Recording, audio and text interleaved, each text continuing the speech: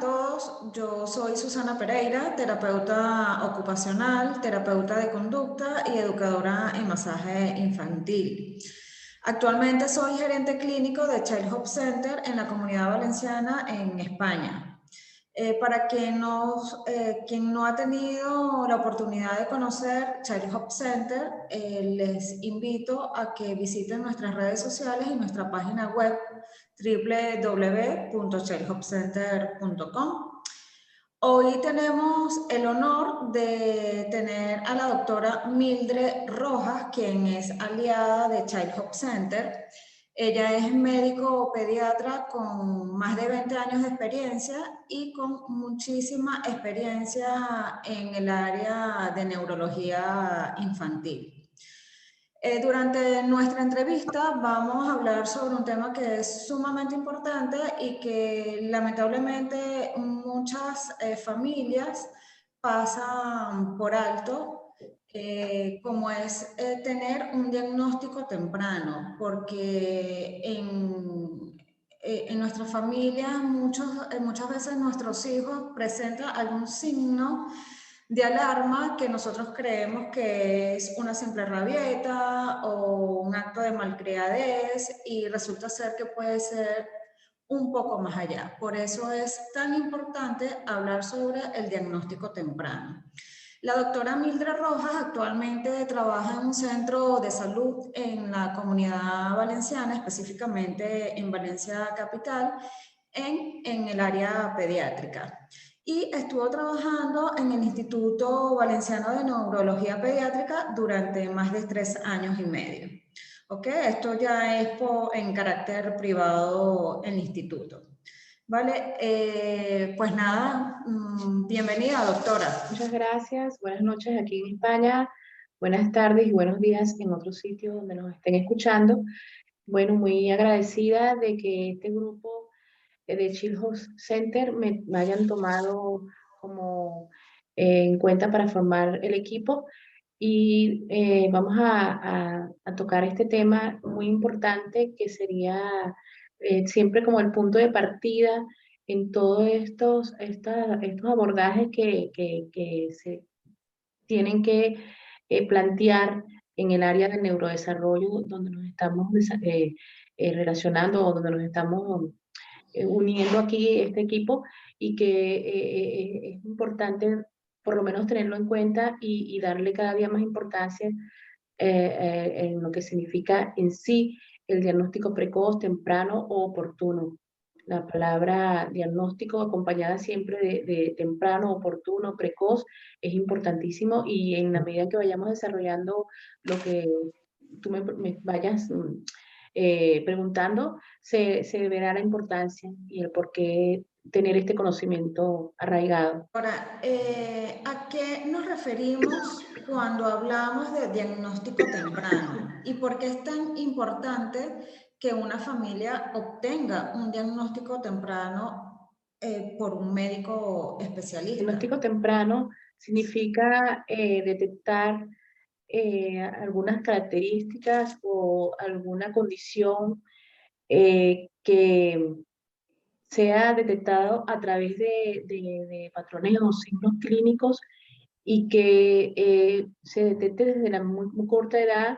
inclusive desde los primeros días de vida, tomando en cuenta antecedentes. Y eso es importantísimo que se dé este diagnóstico que generalmente una apreciación o un análisis aproximado que se va haciendo más preciso en la medida que se va estudiando el paciente a través de pruebas clínicas y paraclínicas y que una vez que uno tenga un diagnóstico un poquito más cercano a lo real, siempre lo importante es que vaya encaminado al tratamiento precoz también, al abordaje precoz, porque en la medida que se trate la condición, se verán los resultados más temprano también, más efectivos,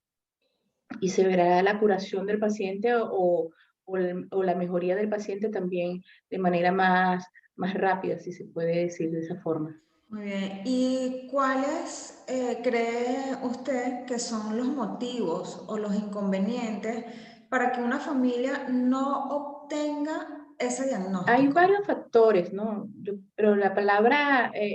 más importante aquí es la información.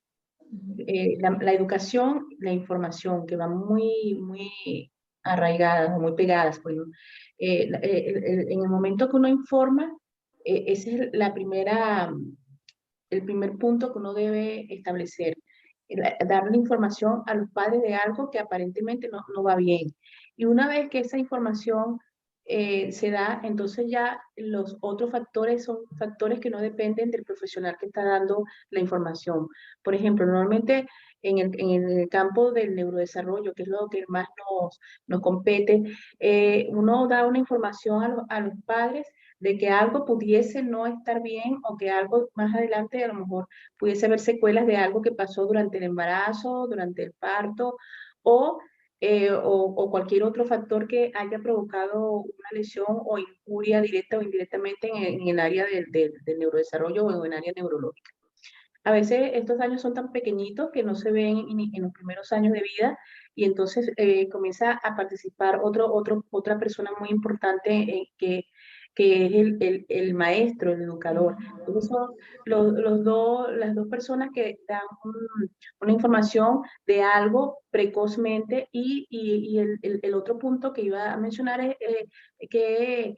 cómo está el familiar, el padre, el cuidador en cuanto a su capacidad de entender y de aceptar lo que se le está diciendo. En base a eso, a la información y a la educación de los padres, es que se va a hacer un diagnóstico precoz y un abordaje precoz. También depende del recurso que tenga esa sociedad. A mayor recurso, a mayor desarrollo de un país o de una sociedad, hay más capacidad de detectar hallazgos precozmente, igual que la formación de los profesionales que estén como involucrados o relacionados con eso que queremos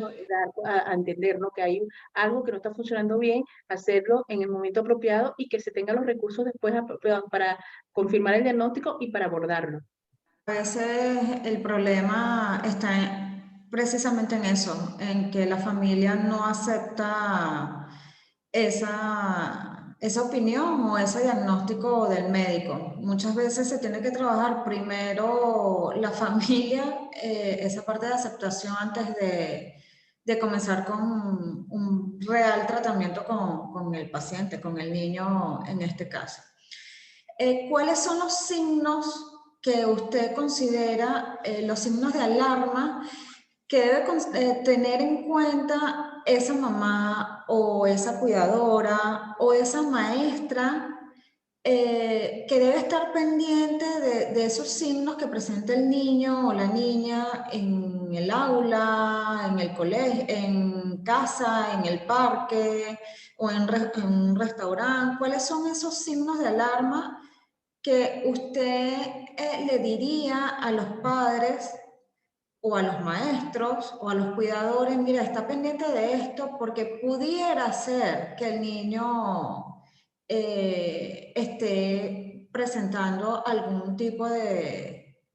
trastorno del neurodesarrollo? Siempre nos basamos los médicos, los pediatras, en curvas de normalidad, ¿no? En Ujú, percentiles de ujú. neurodesarrollo y a la lesión o a la que al profesional le guste más. Siempre hay una media, siempre hay, en la curva hay un 50, que es la media, el promedio de lo que está normal, y por encima de esa media o por debajo, entonces uno dice que algo no está funcionando bien. Si los signos de alarma generalmente los más evidentes, los más grandes son los que tienen que ver con el área motora y el área del lenguaje y en tercer lugar el área de la socialización. Los pediatras o los médicos generales, los maestros generalmente comienzan a darse cuenta de situaciones primero del área motora. Si este niño está en una edad en que el 50% o la media de los niños ya, por ejemplo, gatea o camina y él tiene una edad que ya sobrepasó a ese rango de edad donde evidentemente se tenía que ver este hito del desarrollo ya adquirido y no lo tiene, entonces ya eso, lo que tiene que ver con los retrasos, es lo que uno se toma en cuenta. Un retraso o una paralización del neurodesarrollo, ya sea en el área motora, en el área del lenguaje o en el área social. Como te digo, el pediatra generalmente comienza a darse cuenta de los retrasos motores y del lenguaje, porque hay escalas de neurodesarrollo que te dicen, este niño a cierta edad debe tener esta característica evolutiva en el lenguaje y en la parte motora. Más adelante comienza a verse también, o se le da importancia a la parte de la socialización, de la parte de adaptación. Y una vez que el niño entra a la guardería, entonces también los maestros comienzan a dar su opinión y comienzan a participar también en cuanto a qué ellos notan que no va bien. Como te digo, generalmente desde la parte motora, un niño que no camina a la edad, un niño que tiene ya cierta edad, tiene ya 18 meses y no tiene ningún lenguaje desarrollado desde el punto de vista expresivo y comprensivo, o tiene una perturbación del lenguaje, no es un lenguaje que esté totalmente adaptado a lo que se debe esperar para esa edad, y la parte de la socialización, la parte social, cómo está este niño interactuando con los otros niños, ahí comienza muchos signos de alarma. Ahí sí, entonces, punto cardinal, signo de alarma, o un retraso, o una paralización, o una regresión. Son las tres palabras básicas: retraso, paralización o regresión, en cualquier área del Muy neurodesarrollo. bien, doctora. Posterior a tener ese diagnóstico, ¿cuáles son los pasos a seguir? Es decir, a nivel paraclínico, de exámenes y a nivel terapéutico. Me refiero a rehabilitación, a terapia como tal. Generalmente, ¿a qué tipo de servicio, a qué tipo de terapias son referidos Una estos vez que tú estás niños? ubicado y que ubicas al familiar de que algo no va bien o que algo no pudiese ir bien, porque son dos, o ese es la otra em, eh, elemento que hay que tomar en cuenta. Hay situaciones donde todavía no se está viendo nada, pero que uno prevé que pudiese pasar por los antecedentes perinatales, por los antecedentes postnatales del niño. Entonces, un niño que, por ejemplo, haya tenido una patología neonatal infecciosa del sistema nervioso central o una injuria, entonces uno dice, el niño va muy bien, pero hay que estar pendiente de signos de alarma, y una vez inclusive lo remite a los especialistas que tienen que ver con el área, para que si ven algo, algún signo, sea detectado precozmente, lo que uno llama estimulación temprana. Y ya cuando sí realmente ya uno sabe y detecta que hay algo que no está funcionando bien, entonces uno comienza a buscar primero la causa, ¿no? Si se podemos llegar a detectar la causa que pudo, o lo que pudo, o lo que está provocando este retraso, esta paralización o esta regresión en el neurodesarrollo en cualquiera de las áreas conductuales. Recordando que son 5 áreas conductuales que tienen que ver con la conducta motora fina, la gruesa,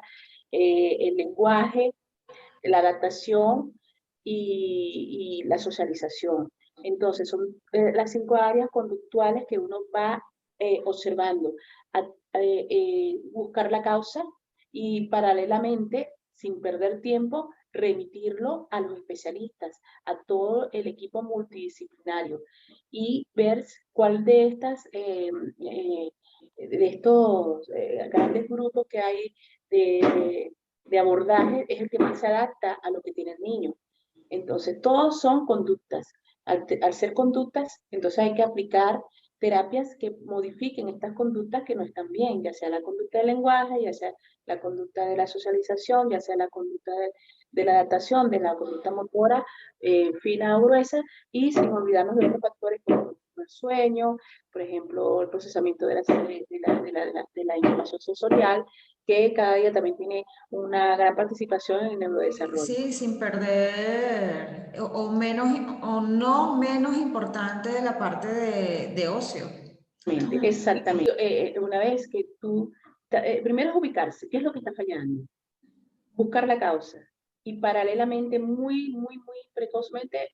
remitirlo a las terapias de abordaje precoz y de estimulación temprana. Y lo otro es los paraclínicos, ¿no? Es decir, para tú llegar a buscar la causa, o si la consigues, te tienes que valer de herramientas paraclínicas, como son, por ejemplo, el electroencefalograma o las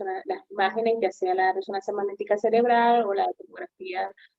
computarizada hacia el cerebral, que son elementos paraclínicos que nos ayudan, los estudios de metabólicos, eh, en los cuestionarios. Todos estos son herramientas que nos va cada uno a ir orientando a qué pudo haber provocado esta alteración en el neurodesarrollo y dónde va dirigida la terapia exactamente para que esto pueda corregirse o por lo menos disminuir la manifestación anómala Muy que tiene. bien. Gracias al avance de la tecnología que estamos viviendo ahora y estos 2 últimos años por el tema de la pandemia que hemos estado viviendo, ¿usted cree que es prudente o se puede realizar un diagnóstico vía Sí, sí se online? puede. El diagnóstico siempre en la medicina se basa en un gran porcentaje en la anamnesis. Si el interrogatorio es sumamente importante. Por supuesto que la limitante de no tener al paciente presencialmente, no tocarlo, que para nosotros los médicos es esencial tocar el paciente, sentir eh, su parte corporal, es importante también. Pero en el área de la neurología pediátrica y de la pediatría en sí, hay muchas cosas que se pueden diagnosticar a través de solamente el interrogatorio. Y si se piensa que hay que, por supuesto, hacer un examen físico, que es sumamente importante, bueno, ya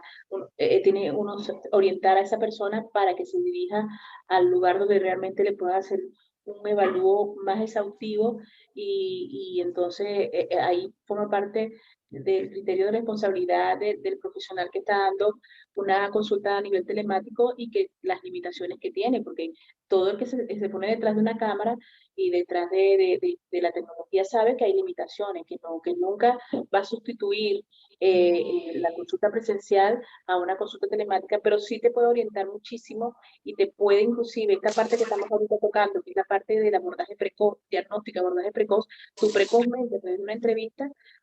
una entrevista telemática y una consulta telemática, puedes orientar a ese padre,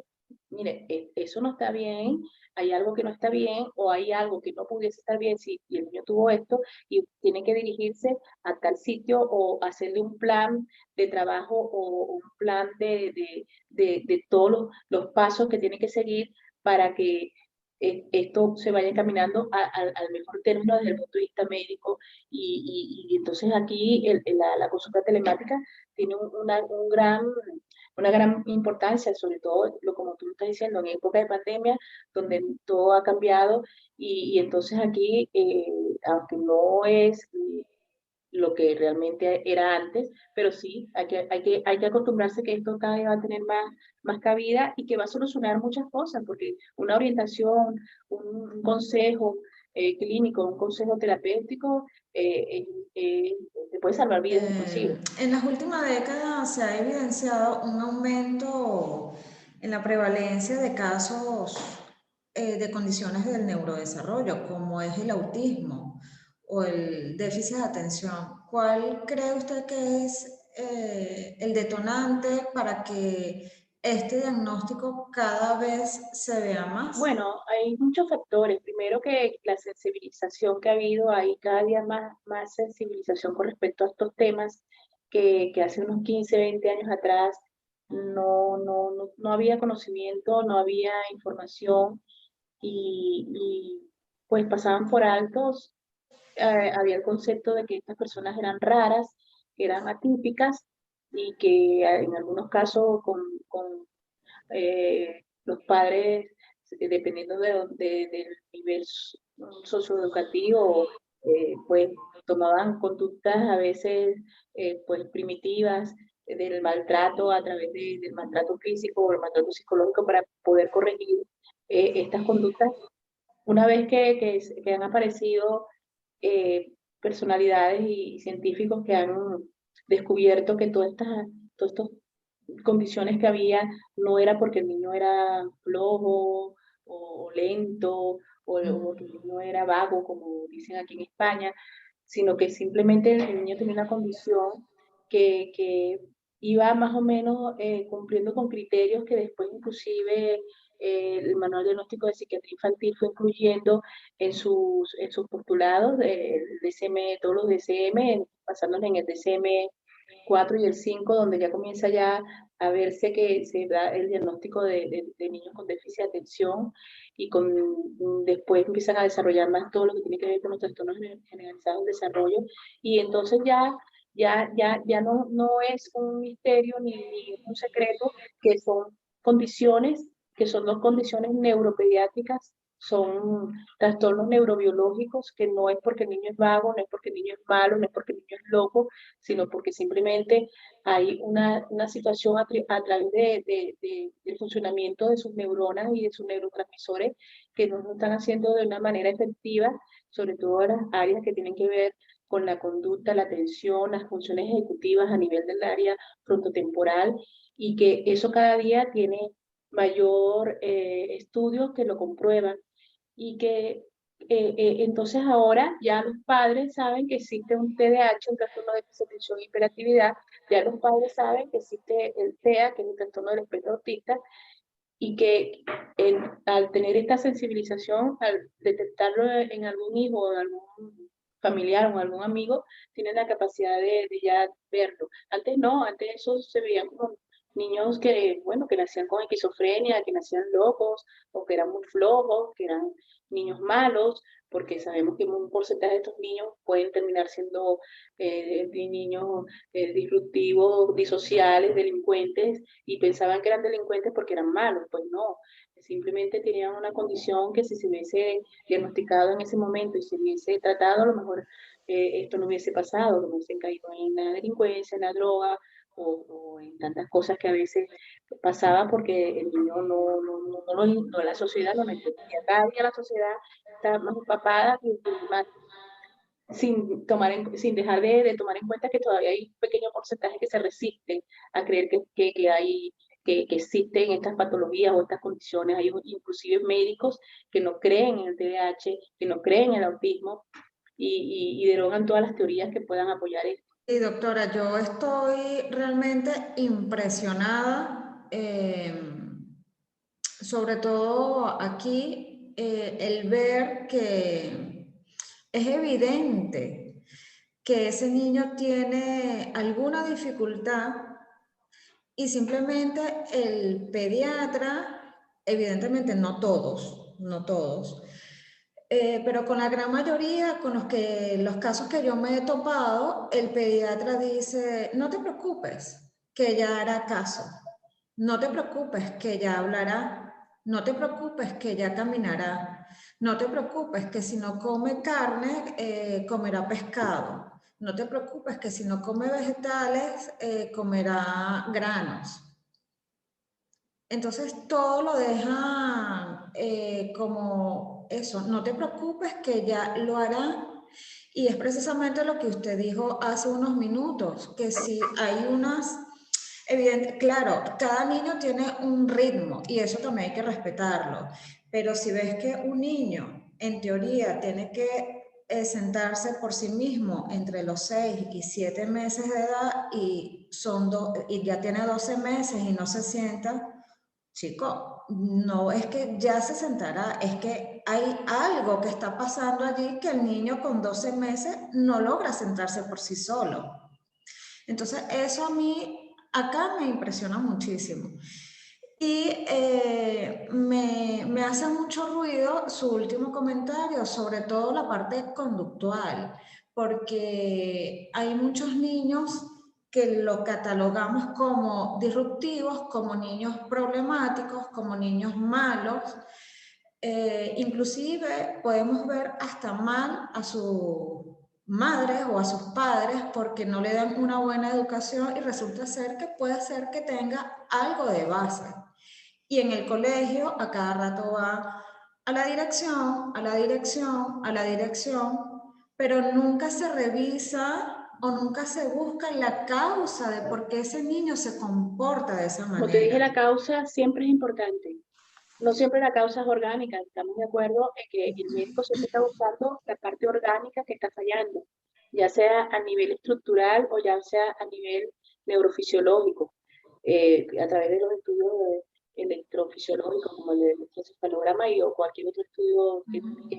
que aporte información fisiológica, eléctrica. Pero sumado a eso están los factores externos, pues la familia, la sociedad, dónde nació este niño, el entorno es importantísimo, todo lo que rodea el entorno socioeconómico, y entonces una vez que uno descarta las causas orgánicas, que pueden estar inclusive sumadas a las causas socioeconómicas, pero si ya se descarta estas causas orgánicas, estructurales, entonces hay que buscar también ahondar en la parte socioeconómica, sociofamiliar, socio, eh, bueno, todo lo que tiene que rodear al niño, porque es complejo a veces llegar a un diagnóstico porque son tantos elementos que pueden estar involucrados, pero sí sabemos que hay una base neurobiológica, como tú dices. El niño tiene una parte conductual donde se le cataloga de malo, es un niño malo, un niño problema, un niño que es expulsado, un niño que no se adapta, pero resulta que ese niño no es malo porque quiere ser malo, ni es malo porque los padres son malos, ni es malo porque los maestros y el colegio es malo, es simplemente que a lo mejor no ha tenido la suerte de detectarse que algo que no está funcionando bien, algo a nivel neurobiológico en sus neurotransmisores que no están bien, que no están su recaptación de los neurotransmisores principalmente que están relacionados con la conducta, que son la dopamina y la noradrenalina, pues su recaptación está siendo anómala y que hay una gama de abordajes, abordajes desde el punto de vista de equipos de profesionales formados en todas estas áreas que tienen que ver con conductuales y también terapéuticas, ya sea terapéuticas de conducta, de modificadoras de conducta, como también farmacológicas, pero hay resistencia a todo. Hay resistencia a terapias conductuales, hay resistencia muchísima a terapia farmacológica. La terapia farmacológica todavía está satanizada por algunas corrientes bueno, yo no es que la apoye 100%, yo creo que cada ser humano, cada niño o cada adolescente es un ente individual y que cada uno de ellos a través de los estudios se puede llegar a la conclusión que a lo mejor se va a beneficiar mucho solamente de terapias conductuales, modificadoras de conducta, y, y otros se beneficiarán solamente de la terapia combinada, conductual y farmacológica. No todos tienen que ir a terapia farmacológica, pero sí todos tienen que ir a terapias modificadoras de conducta que cada día debería ir dirigida no solamente a la conducta en sí del niño, lo que está fallando, ya sea el lenguaje social, motora, sino también el entorno. El entorno es importante, porque si el entorno no ayuda, estas terapias se hacen de manera muy difícil el resultado o es nulo, o es muy lento o es nulo. Doctora, pues nada, fue todo un placer para Child Hope Center tenerla durante la entrevista, tener la oportunidad de conversar con usted sobre un tema tan importante para las familias. Yo creo que tenemos muchísimo camino por hacer porque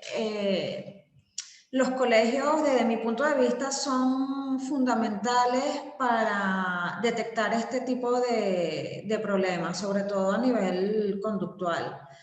Y nada, yo pienso que hay que hacer un arduo trabajo de formación, si se quiere, sobre todo con los profesores. Formarlos en que un niño no tiene ciertas conductas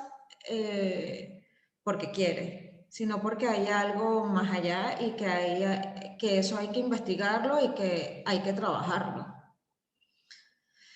Pues nada, ante cualquier duda que tengan, el público que vaya a tener acceso a esta entrevista, cualquier inquietud, cualquier